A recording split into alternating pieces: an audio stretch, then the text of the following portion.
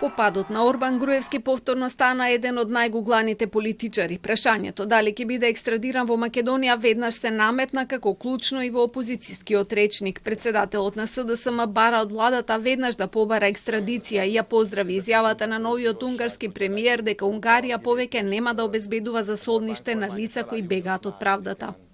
Што ќе прави Никола Груевски, осудениот бегалец и символ на корупција и злоупотреба на власта, кога повеќе нема заштитник во Будимпешта.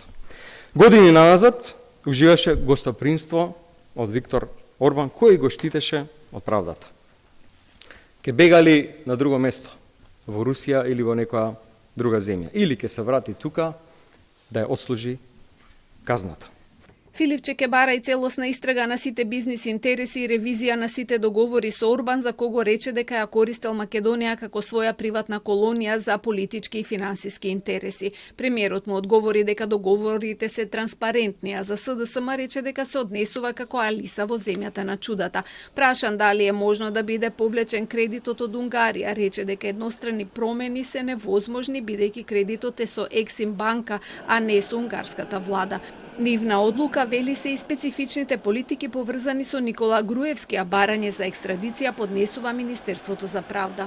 Јас немам очекувања никакви, но доколку Никола Груевски се појави во Македонија, тој има правосилна пресуда и тој веднаш од како ќе се појави во Македонија, нормално органите на редот ќе го обезбедат и ќе го упатат на ослужување на затворска казна, која што е согласно правосилна одлука.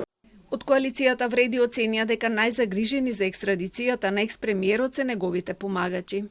И тогаш и сега мислам дека се замараат тие кои што му помогнаа да избегне од правдата во Македонија, да се сооси со правдата.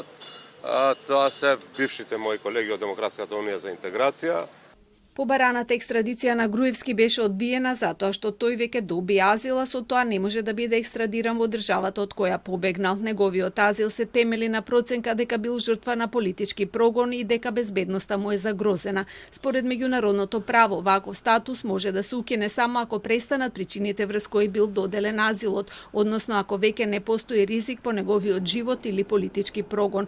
Но и тоа е сложена правна постапка пред миграцијските органи, при што се утврдува фактите, се проценува ризикот од тортура во земјата барател и се обезбедува право на одбрана, а одлуката може да се обжали. Дури и во случајно укинување на азилот, депортацијата не смее да се изврши ако постои ризик од неправедно судење, политички прогон или тортура. Груевски не се огласи со коментар на социјалните мрежи за најавите на Маѓар, туку упати великденска честитка со која порача дека по мракот доаѓа светлина.